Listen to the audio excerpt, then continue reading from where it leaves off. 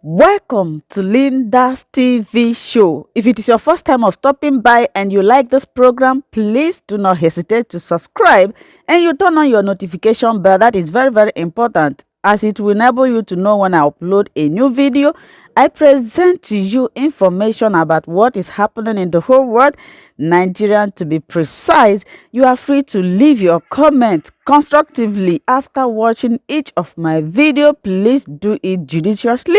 I appreciate all of you. It's not easy for you to leave whatever you are doing to watch my program. May God Almighty bless you because I do not have anything to give to you as we hop into today's video. Remain blessed. Before I became ASOROCK, I don't do anything without spiritual investigation.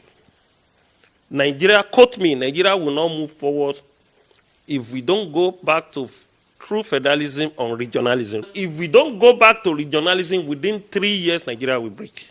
344 students kidnapped will now pay ransom for each one.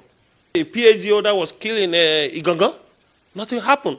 Another was killed in Ifon, nothing happened. Our policing supposed to be federal police, regional police, state police, and local government. 4 layers will remain as 1 layer of policing. And that's a problem. Unfortunately, few elites in Nigeria did not want Nigeria to restructure back to the regionalism. I'm sorry for Nigeria. I'm sorry for this nation. And now come back to the world. What a nation at the end of the day. Feel being the ASOROCK of the entire Yoruba land. Well, 15th. We thank God for His mercy, and we thank God for giving us the opportunity. It's by grace for counting me worthy to become ASOROCK. Because I can tell you categorically, it's a position of multi-billionaire personality.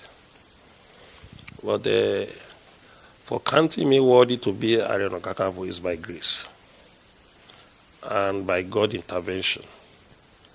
And part of my destiny, what I will be in this world.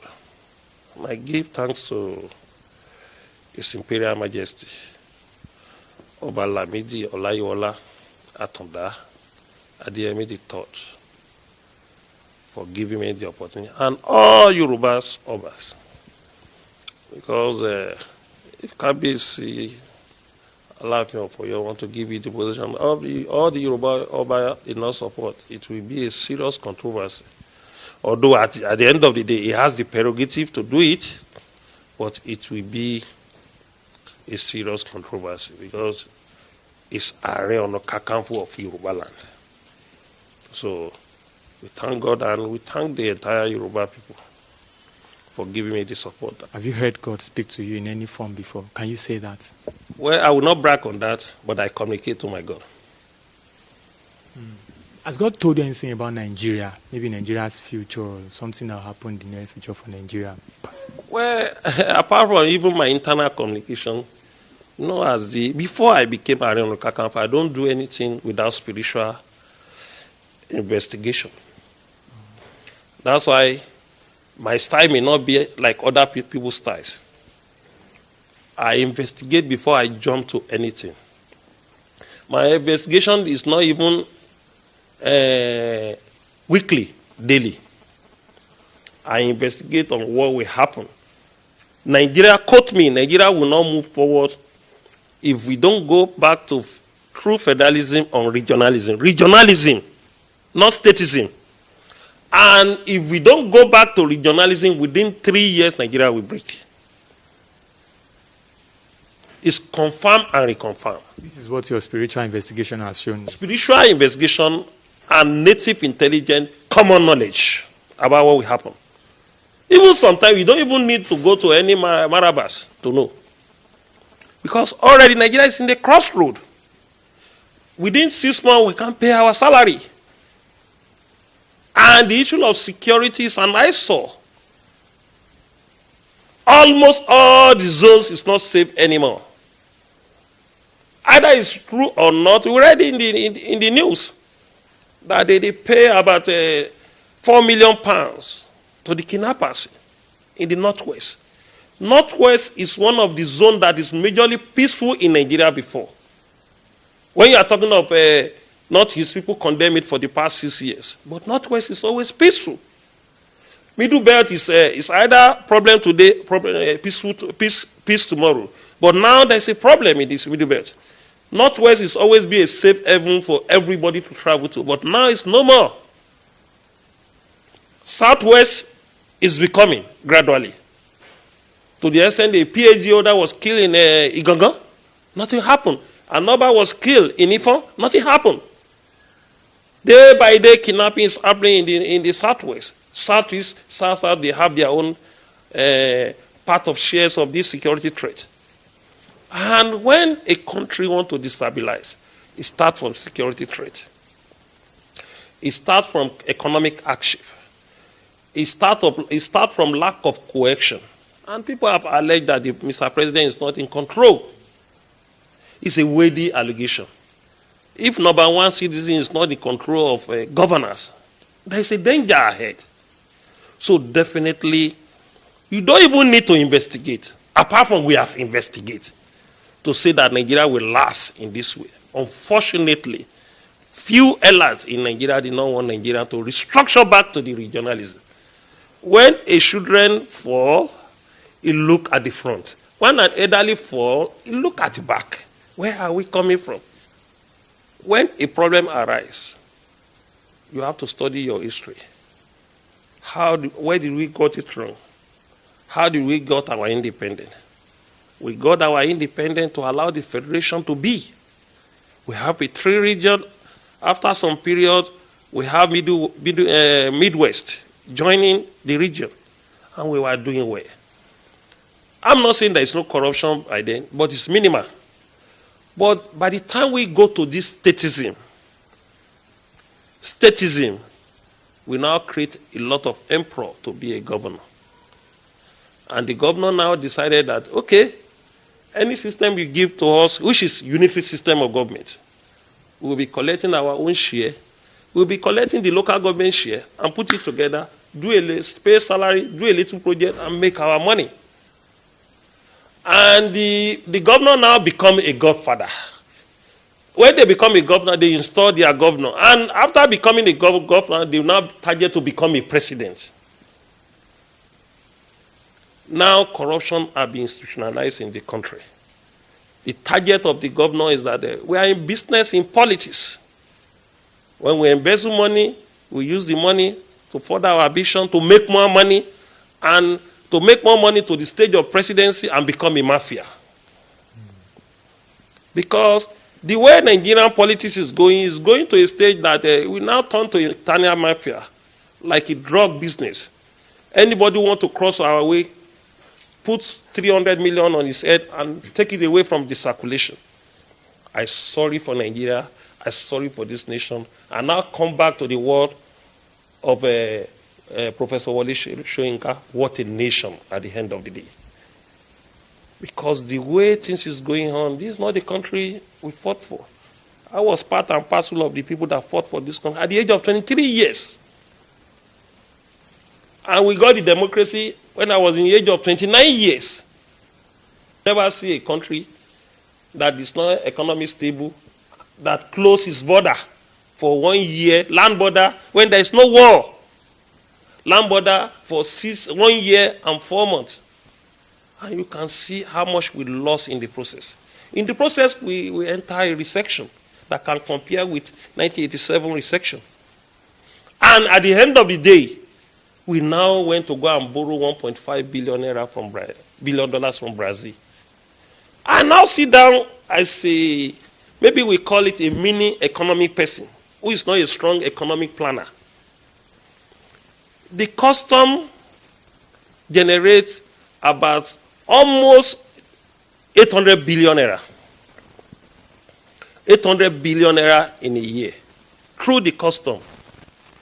Through the custom, not talking of immigration, not talking of other people that made money in the land border.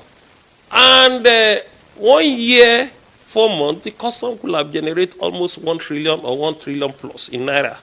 So definitely by closing the land borders, We have lost like 700 billion to 800 billion. And how much did we went to go and borrow in Brazil? 1.5 billion. That 700 to 800 billion covered that 1.5 billion without borrowing. You cite a security threat. What is security threat? That what is our immigration doing? What is our custom doing? What is the SSS doing, or civil defense, even police in the border? What is the job of the Nigerian army to secure the border? For you to cite insecurity and put us in economic woes. So definitely, we have to get it right. Not even get it right by any policy in the way we have. Our people in the diaspora, they are so desperate that we should leave this country. There's a pressure on us from people in diaspora. When you talk about restructuring, they don't want to listen to you alone. In diaspora. When I say they will call me, why are you still talking about restructuring? We want this country to break. We want to come back home. We have suffered a lot in abroad. We are working and we have many brains that can turn our country to a great country within 10 years. We have a lot of resourceful people in abroad. Look at the people. Look at how many Yoruba people in U.S. Government now, in U.S. Parliament now. We have a lot of them in Europe. And Yibo have a lot of them in abroad. Nigeria have a lot of, even the outside people have a lot of people in Saudi who are medical doctors. A lot of our roads supposed to be well tight, motorable, putting light in all these roads. And at the end of the day, you can tow it and generate money from there again for maintenance, even for the building of other sectors. Enable environment, we encourage and investors. Different investors. And the solid mineral will be open.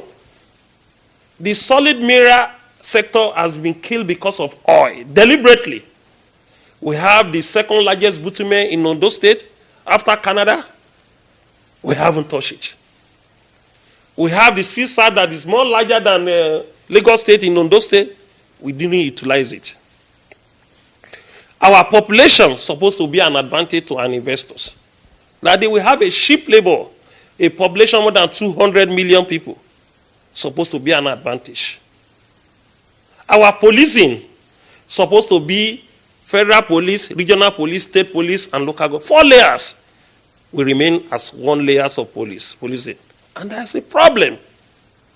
An emir in the north said, why allow us to carry arms, we face the bandits, because we have only 1 policing. Emir did not need to carry arms. The local government police supposed to face the bandits, and the state police, even the regional police. Look at the kind of embarrassment we are facing. 344 children kidnapped. We now pay ransom for each one. 3 days later, or 4 days later, another 80 was kidnapped. We pay ransom for it.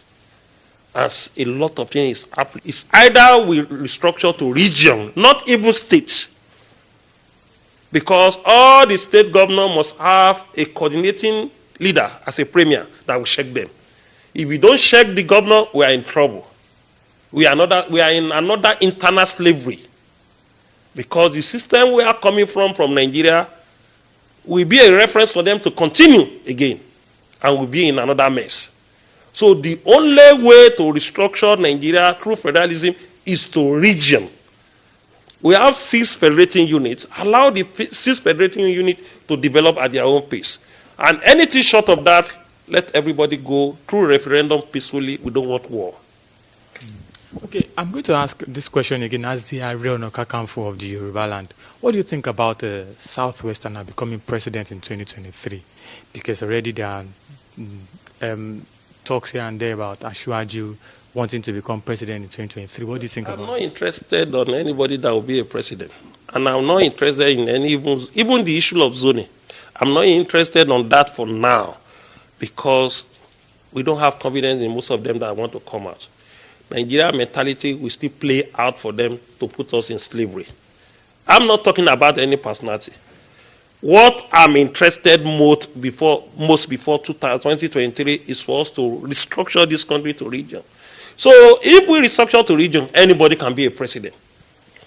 we'll be less concerned with what will happen in Abuja. Our more concentration on development and our future will be in our region, in Southwest. But by saying somebody should be a president from your own zone, those are political businessmen who have already realized how much it will make from the candidates. They have calculated, the candidate have promised them that we spend about 800 billion naira. So they have already opened their mouths and saliva that they will make nothing less than 100 to 150 million naira. And they will sell their future. 4 years damages can create another 80 years damage for our dear nation. That's the mistake Nigeria don't think of in electioneerings. When you put a wrong person in power for 4 years, it will create a damage of another 40 or 80 years. And what we are saying, I don't engage anybody to be a president, but I'm not so desperate about zoning. I'm not even desperate about Southwest. All I want is that let us have our region back based on true federalism, based on federating unit. By then, we can develop at our own pace. So when we generated 100% of income, we give 20 or 25 to the federal. The federal government will still be rich because all the season we give them 25% of their income. And they will be more organized. To the extent most of our resources are being injected to Niger now. Building a refinery to Niger, and we don't have road here, building a road that link Niger. Most of our politicians in the north now invest in Niger. Before you know, within 10 years, Niger will be a paradise. And Nigeria continue to be rotten. So let's go back to regionalism. And if you don't want to go back, I'm afraid within 2-3 years.